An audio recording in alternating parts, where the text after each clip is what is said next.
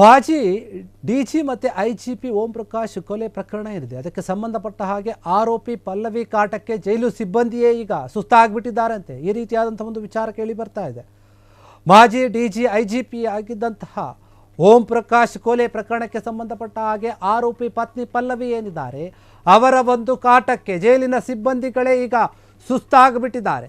ಆರೋಪಿ ಪಲ್ಲವಿಯ ಕಾಟಕ್ಕೆ ಈ ಒಂದು ವಿಚಾರ ಕೇಳಿ ಬರ್ತಾ ಇದೆ. ಜೈಲಿನಲ್ಲಿರುವಂತಹ ಒಂದು ಆರೋಪಿ ಅಲ್ಲಿರುವಂತಹ ಸಿಬ್ಬಂದಿಗಳಿಗೆ ಕಾಟ ಕೊಡ್ತಾ ಇದ್ದಾರಂತೆ. ಪರಪ್ಪನ ಅಗ್ರಹಾರ ಜೈಲನ್ನು ಸೇರಿ 3 ವರ್ಷ ಕಳೆದು ಹೋಗಿದೆ. ಕೊಲೆ ಬಗ್ಗೆ ಕಿಂಚಿತ್ತೂ ಕೂಡ ಪಶ್ಚಾತ್ತಾಪವಿಲ್ಲ ಆಕೆಗೆ ಎನ್ನುವಂತಹ ಮಾತು. ತನ್ನ ವರ್ತನೆಯಿಂದ ಜೈಲು ಸಿಬ್ಬಂದಿಗೆ ತಲೆನೋವಾಗಿ ಬಿಟ್ಟಿದ್ದಾರೆ. ಅವರು ಜೈಲಿನಿಂದ ಬಿಡುವಂತೆ ಆಗಾಗ ಕೂಗಾಡ್ತಾ ಇರ್ತಾರಂತೆ. ಪಲ್ಲವಿ ಕಾಟಕ್ಕೆ ಜೈಲಿನ ಮಹಿಳಾ ಸಿಬ್ಬಂದಿಗಳೇ ಸುಸ್ತಾಗಿ ಹೋಗ್ಬಿಡ್ತಾರೆ. ಏನು ಸ್ವಾಮಿ ಇದು ಹಿಂಗೆ ಮಾಡ್ತಾ ಇದ್ದಾರೆ ಇವರು ಅಂತ.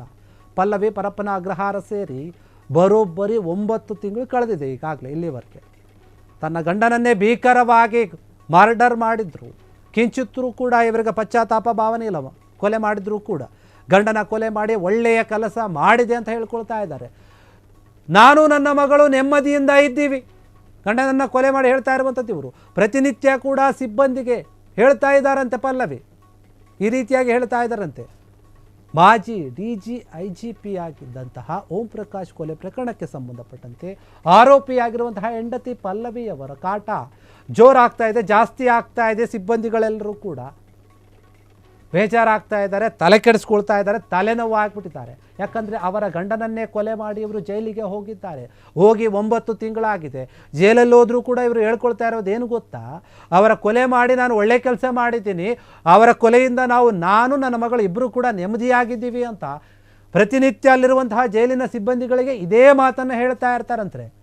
ಹಾಗಾದರೆ ಅವರಿಂದ ಓಂ ಪ್ರಕಾಶ್ ಅವರಿಂದ ಇವರಿಗೆ ಅಷ್ಟೊಂದು ತೊಂದರೆ ಆಗ್ತಾ ಇತ್ತಾ, ಟಾರ್ಚರ್ ಆಗ್ತಾ ಇತ್ತಾ, ಅಷ್ಟೊಂದು ಕಷ್ಟವನ್ನು ಅನುಭವಿಸಿದ್ರ? ಗಂಡನನ್ನೇ ಸಾಯಿಸಿ ಒಳ್ಳೆಯದಾಯಿತು ಖುಷಿ ಪಡುವಂತಹ ರೀತಿಯಲ್ಲಿ ಇವರ ಮನಸ್ಥಿತಿ ಇದೆ ಅಂದರೆ ಅಲ್ಲಿ ಪರಿಸ್ಥಿತಿ ಯಾವ ರೀತಿಯಾಗಿತ್ತು? ಓಂ ಪ್ರಕಾಶ್ ಅವರು ಆ ರೀತಿಯಾಗಿ ನಡೆದುಕೊಂಡಿದ್ರ ಗೊತ್ತಿಲ್ಲ. ಆದರೆ ಇವರು ಮಾತ್ರ ಕೊಲೆ ಮಾಡಿ ಜೈಲು ಸೇರಿದ್ದಾರೆ, ನನ್ನನ್ನು ಹೊರಗೆ ಬಿಡಿ ಅಂತ ಅವಾಗವಾಗ ಕೂಗಾಡ್ತಾ ಇರ್ತಾರಂದರೆ. ನೀವು ಕೂಗಾಡಿದ ತಕ್ಷಣ ಹೊರಗೆ ಬಿಡೋಕೆ ಅದೇನು ಅಂದ್ಕೊಂಡ್ರಿ? ಅದು ಜೈಲು, ನಿಮ್ಮ ಮನೆ ಅಲ್ಲ, ಅಥವಾ ಇನ್ನೊಂದು ಸ್ಕೂಲೋ ಕಾಲೇಜೋ ಅಂಗನವಾಡಿನೂ ಅಲ್ಲ. ಅದು ಕಿರ್ಚ್ಕೊಂಡು ಅಳಿದ ತಕ್ಷಣ ಮಕ್ಕಳೇನು ಅಳ್ತಾ ಇದ್ದಾರೆ ಅಂತ ಮನೆಗೆ ಕಳಿಸ್ತಾರಲ್ಲ, ಆ ರೀತಿಯಾಗಿ ಕಳಿಸೋಕದು ಅಂಗನವಾಡಿ ಸ್ಕೂಲ್ ಅಲ್ಲ ಮೇಡಮ್, ಅದು ಪರಪ್ಪನ ಅಗ್ರಹಾರ ಜೈಲು. ದೊಡ್ಡ ದೊಡ್ಡ ಕೈದಿಗಳಿದ್ದಾರೆ. ನೀವು ಮಾಡಿರೋದು ಕೊಲೆ. ಅದು ನಿಮಗೆ ಪಶ್ಚಾತ್ತಾಪ ಭಾವನೆಯೇ ಇಲ್ಲ ನಿಮ್ಮ ಮನಸ್ಸಲ್ಲಿ. ಒಳ್ಳೆಯ ಕೆಲಸ ಮಾಡಿದ್ದೀನಿ ಅಂತ ಖುಷಿ ಪಡ್ತಾ ಇದ್ದೀರಿ.